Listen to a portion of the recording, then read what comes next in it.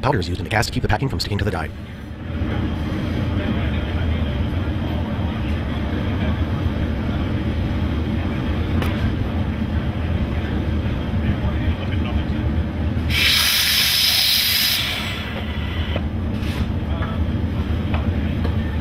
Let's say that I'll be back in less than an hour.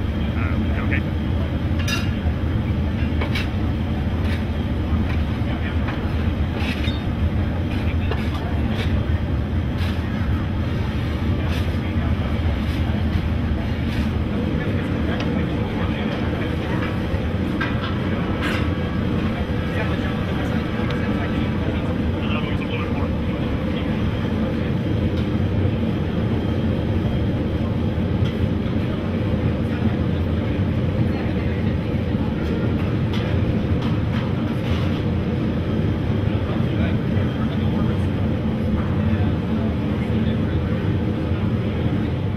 Molten metal is poured in and allowed to cool briefly before removing the framework.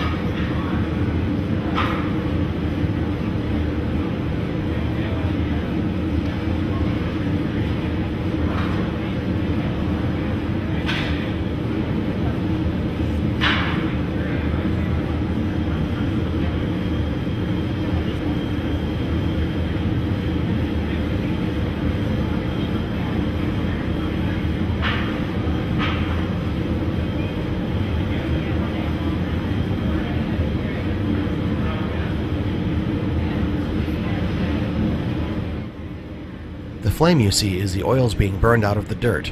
These oils aid in the process by holding the casting together.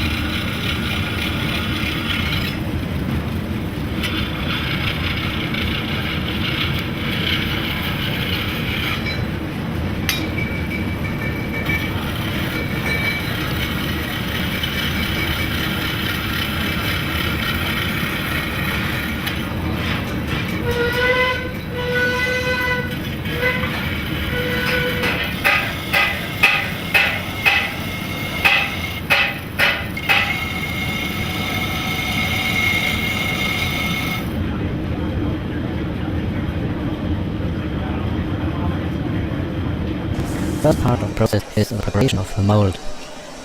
The bottom half of the molding box or flask is set onto the floor, where one part of the pattern is laying. The oddly shaped block in the corner will form a cavity to hold a special filter to keep the slag out. The other blocks are sprue patterns. They form the channels which will lead the molten iron to the mold cavity. And here comes a big sand dispenser. The sand is poured into the flask and pushed by hand into the corners.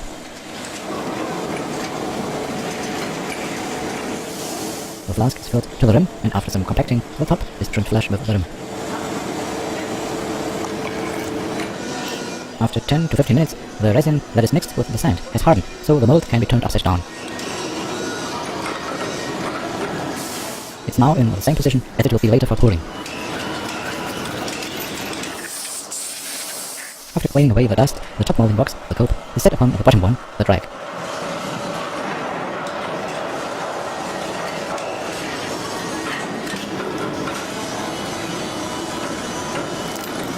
Then the other half of the pattern is put in place.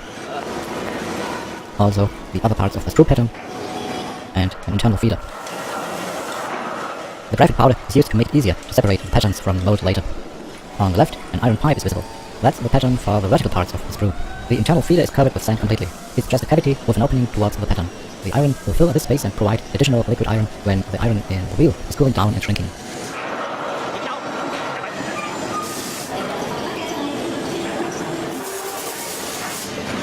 Now, the halves of the mold are parted to remove the pattern.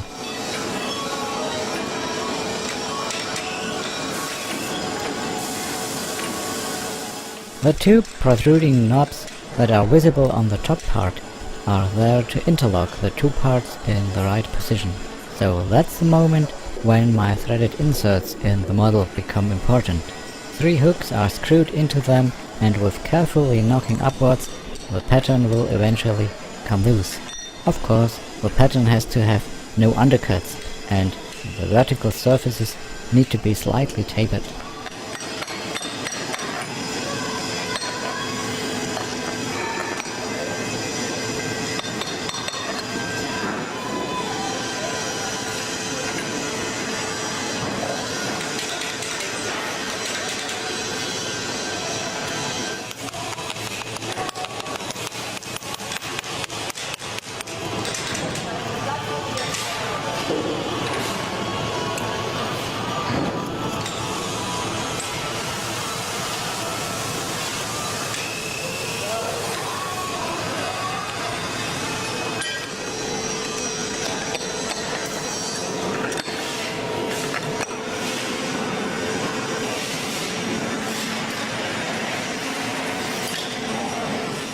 When they finally put the model of the wheel aside after 6 times of molding, it looked quite okay at first, but a closer look revealed some damage.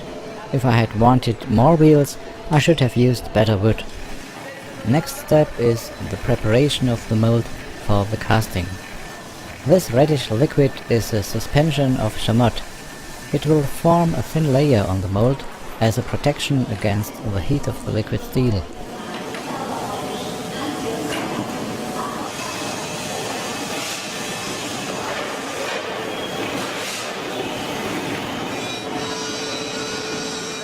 Because it's alcohol-based, it can be set on fire so it dries and hardens at the same time.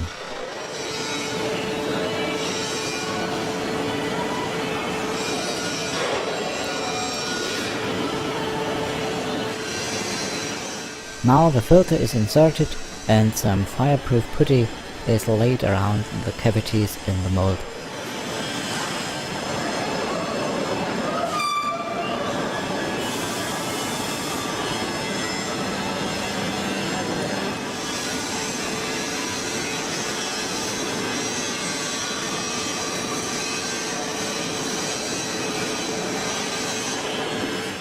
Then the top is set upon the bottom and the two parts are pressed together with clamps.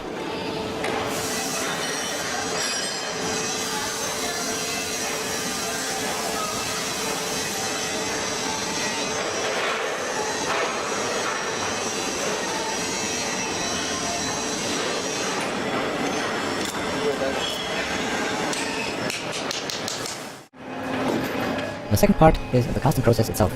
Here's the liquid iron in an induction furnace. Slag is removed from time to time. But the furnace isn't full yet, so another container of scrap metal goes into it. The maximum load is 3.5 tons.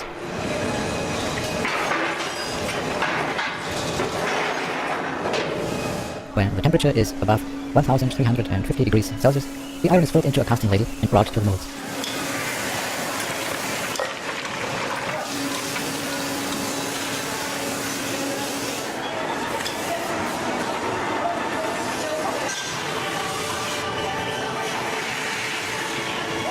The final measurement of the temperature. Then about 80 kilograms of cast iron are poured into the mold.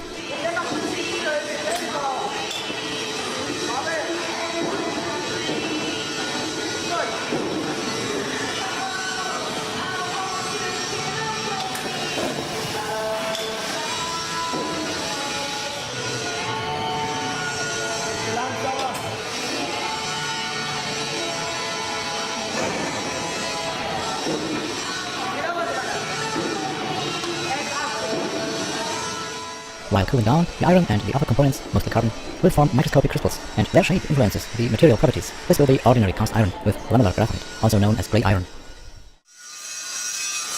Some days later I came back and looked for the wheels in this part of the factory where the fettling and finishing is done. Oh, here they are. 45 kilograms each and already sandblasted. Next we will have to drill the holes into them, then they will be ready for use in our cannon project.